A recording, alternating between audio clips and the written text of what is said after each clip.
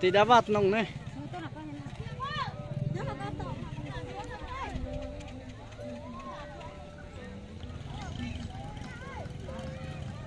Mình nói nó về mùa ship về vào đều phát đi nữa, đều phát đi về nó nữa. Lò rể thì tiền nữa, nên chúng để tiền đi nữa, chúng cứ tiếp phong dư nữa, sao xả lấy cha nữa, hay cái thì lên thì tốt phải nó chỉ như cơ lò rể xứ nữa, lúc chạy nào mà 30 tháng 4 đó, lò rể thì tiền đi nữa, nên chúng để tiền đi nữa, ý chúng cứ tiếp phong dư nữa, nên bỏ chơi như cơ lò rể xứ nữa, để nó cho nên bỏ bỏ thì ta trong hộp bê trong chỉ dùng cây lý nó xin nữa dùng thì tiền lý nữa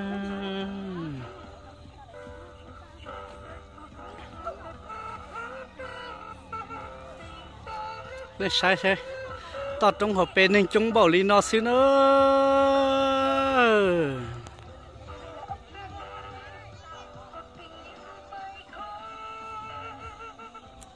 quạt thưa tên mà mình không thể tiền li ý chồng không gì sợ đâu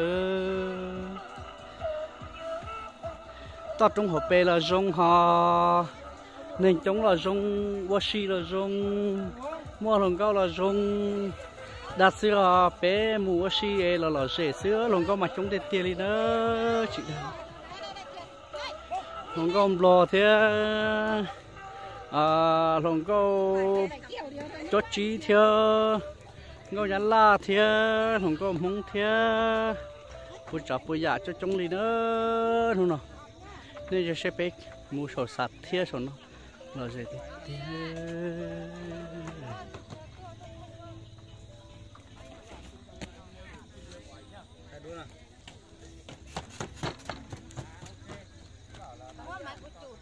thì là cũng nghe rồi Papa nó mà rong con thịt tiền nữa, pa rong con hành đi,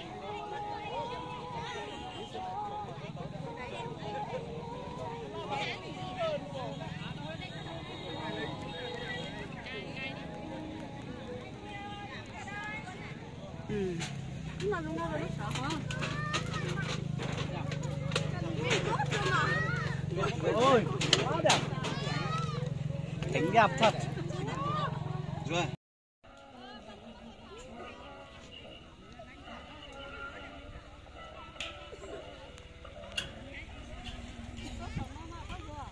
Hả?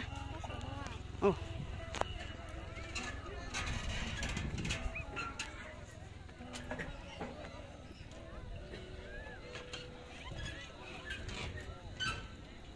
Ô, cũng chết một bố tao lấy thì con à.